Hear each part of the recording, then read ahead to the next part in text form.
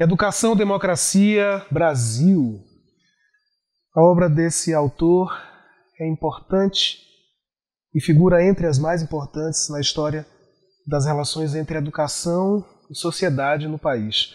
TV Anísio Teixeira tem a honra de entrevistar o professor Moacir Gadotti. Professor, muito obrigado pela sua presença conosco aqui. Obrigado, Carlos. Obrigado ao IAT por me receber tão carinhosamente. Me sinto como se estivesse em casa, Carlos. Que bom. O Instituto Anísio Teixeira é a casa dos educadores da Bahia, então o senhor se sinta realmente em casa. Eu queria conversar com o senhor a respeito da sua obra, evidentemente, e de alguns temas que são caros ao seu trabalho, que são importantes no seu trabalho. A primeira pergunta que eu queria fazer é como é que o senhor percebe a máquina de democracia que foi preconizada lá atrás por Anísio Teixeira no atual contexto da educação pública no Brasil. Ela se faz efetiva, não se faz? Como é que o senhor vê isso?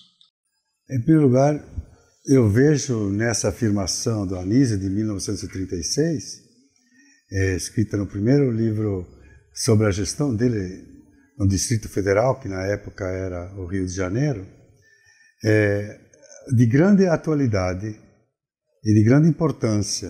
Né? Atualidade porque a democracia está ainda muito restrita nesse país e está, de certa forma, também ameaçada por alguns movimentos antidemocráticos que nós assistimos recentes manifestações. Então, a pergunta que Anísio se fazia era o que a escola pode fazer? Se a escola pode fazer muito para ele, porque na visão dele, porque ela pode se transformar numa máquina. A expressão não é nada maquínica, é uma expressão simbólica, né, que tem um conteúdo forte, é a ideia da produção. Você pode produzir o futuro na escola e um futuro mais democrático para todos e todas. Né? Anísio sempre se debateu pelo fim do dualismo educacional, isto é, uma educação rica para os ricos e pobre para os pobres, né, que ainda continua com diferenças, algum progresso, né? E além do dualismo, o elitismo, porque ele até inventou uma pirâmide que ficou famosa, né? Mostrando essa elite que leva para o aluno ideal, né? O bom aluno, que é uma péssima política essa, porque ela forma vencidos e vencedores. Então não há nenhuma possibilidade com essa política de privilegiar o que está na frente de ser uma escola democrática. Porque a escola democrática não leva um a ser o primeiro, leva todos para chegarem juntos lá na frente. Então, a democracia é só exercida quando todos tiverem igualdade de condições e chegar lá. É muito atual, por quê? Porque ainda estamos longe disso, com mais de 70 milhões de brasileiros que não concluem o ensino médio no Brasil, né? E que vem se acumulando uma dívida histórica que não está sendo paga. E a educação, a EJA, por exemplo, tem sido sempre relegada a um segundo plano, e isso faz com que você não consiga construir o sistema que nós precisamos. Então, viva Anísio Teixeira, atual, com perguntas que nos indagam, que nos desafiam ainda hoje. De certa forma, ele foi um grande precursor de tudo que está acontecendo hoje, inclusive no campo da própria tecnologia. Professor, nos últimos anos, a gente tem visto tanto a obra quanto o perfil de Paulo Freire estarem sendo muito atacados por grupos de extrema-direita no Brasil, deslegitimando, colocando numa espécie de vala comum, até da impossibilidade de que essa obra seja validada. Eu queria saber como é que o senhor, tendo uma relação tão profunda com a obra, com o legado, né, de Paulo Freire, como é que o senhor vê isso? Veja, é preciso entender historicamente essa questão, porque o regime militar chamado regime militar autoritário, não foi um regime militar, foi civil-militar. Então, é preciso entender, por exemplo, dar um exemplo. Marechal Castelo Branco, o golpista, assume dia 15 de abril de 64. Mas Paulo Freire foi punido um dia antes, dia 14 de abril, por ter levado a educação popular ao nível de uma política pública. Então, na verdade, essa perseguição a Paulo Freire é muito antiga. Ele foi preso, teve que se exilar, né? Esteve durante 15, 16 anos sem acesso ao retorno porque negaram a ele passaporte. Então, essa perseguição não é a pessoa. Como pessoa, Paulo Freire era uma unanimidade. Todo mundo gostava dele, independentemente de classe social. Agora, as ideias dele não podiam agradar a todos. E essas ideias foram perseguidas. Então, ele foi a primeira vítima, na verdade, e a educação popular também foi a primeira vítima da ditadura militar de 64. Né? Então, a educação foi punida, não foi só ele. Né? É um tipo de educação emancipadora, libertadora. Aí ele retorna ao Brasil, faz uma excelente gestão em São Paulo. Eu fui chefe de gabinete dele em 89, junto com a Erundina, que era aluna que se formou lá em assistência social e era do Mobral na época, durante o período da ditadura, e ela chegou a ser prefeita de São Paulo e ele foi convidado para ser secretário. Bem, essa gestão causou um impacto muito forte, inclusive no exterior, né? Porque ele coloca aí toda uma inversão de prioridades, e as elites não gostam de falar nisso. Ele começou a privilegiar as camadas mais populares, que mais necessitam de educação, e as elites começaram a criminalizar. Na verdade, o que eu era chefe de gabinete e a Folha de São Paulo, por exemplo, dizia: mas o Paulo Freire não corrige não põe caneta vermelha quando o aluno escreve nós vamos, né? Veja o caráter elitista disso. Quer dizer, quando a Folha de São Paulo faz isso, o que ela está defendendo? Uma visão elitista que não reconhece essa variante popular da expressão popular, que se comunica muito bem, só que não é a norma culta. Paulo Freire queria a norma culta e, ao mesmo tempo, sem invalidar a norma comum, que pode chegar amanhã a ser uma nova norma culta. Então, a perseguição a Paulo Freire, que recrudesceu no período recente, com a ascensão do fascismo no Brasil e desse neoconservadorismo radical, né, que vem da sociedade também, não é só dos políticos, né, se deve a ele defender uma visão democrática da escola. Então, aí está a grande identidade entre Paulo Freire e Anísio Teixeira, que militaram em comum por uma escola para todos, democrática, emancipadora.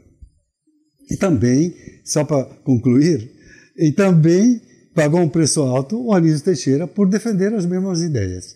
Então, não é só Paulo Freire que foi criminalizado, também o nosso querido Anísio Teixeira. Todos aqueles que de alguma forma se colocaram contra a própria ideia de pirâmide, né? Aqueles que se colocaram contra o cume e que tentam lutar para que ela diminua cada vez mais, né? Uma terceira pergunta seu livro, Educar para um Outro Mundo Possível, traz uma série de questões e, entre elas, a possibilidade de um mundo sem opressores, né? Que é, conforme o senhor sinaliza já nas suas primeiras interrogações no livro. O senhor crê que os fóruns mundiais, enquanto modelo, né, deliberativo de discussão, enquanto fóruns mundiais realmente, eles ainda são expressões de uma luta contra hegemonias antidemocráticas, ou eles já não respondem mais por isso e a gente está vivendo um momento em que precisamos encontrar outras formas de lutar contra essas opressões e esses opressores? Olha, eu, no dia 23 de janeiro de 2001, cheguei a Porto Alegre, havia 250 mil pessoas que foram no primeiro grande fórum, né? E realmente aquilo impactava, a diferença impactava. A visão tradicional da transformação era ligada só à luta de classes. E aí, de repente, aparece uma visão mais ampla, levada à frente pelos diferentes movimentos das mulheres, indígenas, LGBTQIA+, né? Movimentos ecológicos, né? E mostrando que havia algo em comum entre todos esses movimentos. Então a luta era mais ampla do que simplesmente uma luta entre classes sociais. Tinha também que ver a opressão de cada diversidade dessas, a opressão da mulher, a opressão do imigrante e outros tipos de opressão. Bom, eu acho que hoje ainda o movimento do Fórum Social Mundial existe com muito menos expressão do que na época. Nós fizemos grandes fóruns em muitas partes do mundo. O Instituto Paulo Freire, do qual eu pertenço, faz parte do Conselho Internacional do Fórum Social Mundial. Temos uma representação e ainda continuam, mas com uma visão, com a mesma visão, mas com impacto muito menor, porque outras formas de atuação foram agregadas e algumas nasceram dentro do próprio Fórum Social Mundial e que se dispersaram. Os movimentos dispersaram-se muito. Não é? Isso é um fenômeno que se deve a uma visão muito, eu diria, inovadora do ponto de vista de estratégias políticas, que foi essa ideia de mudar o mundo sem tomar o poder. Fomos muito criticados nisso. Lembro de uma reunião com Chávez, num fórum lá na Venezuela, que foi feito em 2006, e que ele chamou a atenção da gente, assim, com aquele estilo Chávez, não é? lá em Caracas, e dizendo, vocês têm que politizar isso, tem que chegar a... Vocês não estão incorporando os partidos, não é? Vocês estão só achando que a sociedade vai resolver, mas a questão é de poder. E poder tem uma mediação que são os partidos. E nós não queríamos partidarizar, né? É uma forma muito mais inovadora das redes sociais, né? Claro, é a estratégia que foi adotada pela nossa Carta de Princípios, que não poderíamos ter. E nem o Fórum, olha bem, o Fórum não podia elaborar uma carta do Fórum. Só os movimentos podiam. Inclusive fizemos grandes fóruns aqui na Bahia, em Salvador. Fizemos grandes fóruns aqui também. Eu vim aqui discutir capital improdutivo, numa época, junto com Ladislau Dobor, que havia escrito um livro sobre isso, né, pelo Instituto Paulo Freire. Né? Então, eu acho que a história tem movimentos, né, e pode ressurgir amanhã num outro contexto. Mas é que houve as redes sociais, o mundo digital, se realmente criou um espaço tão grande que perdeu o Fórum Social, não conseguiu se acompanhar esse mundo digital, porque eram eventos mais presenciais. Não havia, eram eventos de grande porte presenciais, mas revelou grandes lideranças políticas, indígena, por exemplo. Eu acho que teve uma grande presença indígena, né, na América Latina, o Evo Morales, por exemplo, né, e assim, a sua pergunta é saber se isso ainda é um espaço de luta. Eu reconheço que é um espaço de luta, mas ainda precarizado, digamos, e nós diminuímos de tamanho, mas a nossa bandeira é uma bandeira que vai além de uma pequena história, de um movimento, de pequenos movimentos. Mudar o mundo dá muito trabalho. E custa muito também, porque custa muitas energias, né? Então, eu acho que vai ser outra a visão que vai... Quer dizer, hoje nós precisamos muito agregar essas forças que andam dispersas. E o mundo digital está sendo usado muito mais para difundir uma visão de ódio ao outro inimigo, né? Então, nada mais atual do que o Fórum Social Mundial, que prega que apareçam as diferenças, né? E que não se trate o outro sob a lógica do inimigo. O caminho da lógica do outro, como que coloca o eu, o eles, não é um caminho da humanização que queríamos construir dentro do Fórum Social Mundial. Então, eu acho que nós estamos vivendo um momento em que as redes sociais realmente estão precisando de regulamentação, coisa incrível, né? Por que tem que regulamentar quando elas foram criadas para se comunicar, né? E eu acho que claramente nós vivemos dois paradigmas em conflito hoje, que é o paradigma do poder, da relação mando e subordinação, e o paradigma do diálogo, da relação dialógica. Então, de certa forma, as sociedades estão divididas, e não só no Brasil, né? Há uma divisão muito forte. Não dá, eu não sou profeta, e nem quero achar que isso pode ser, como é que vai ser daqui para frente. A minha preocupação como ser humano, como educador, é que nós não podemos cair numa lógica que um fique criminalizando o outro, mas uma lógica que se construa na linha de Paulo Freire e de Anísio Teixeira, se construa a escola como máquina realmente de formar democracias. Este é o caminho mais possível e viável, que eu espero que continue daqui para frente, como vocês no Instituto Anísio Teixeira vem fazendo com muita maestria, e colocar esse tema, né, da minha fala, o que mostra realmente que isso é o caminho a seguir. Temos os nossos grandes referenciais, e eles estão aqui, Paulo Freire e Anísio Teixeira. Obrigado.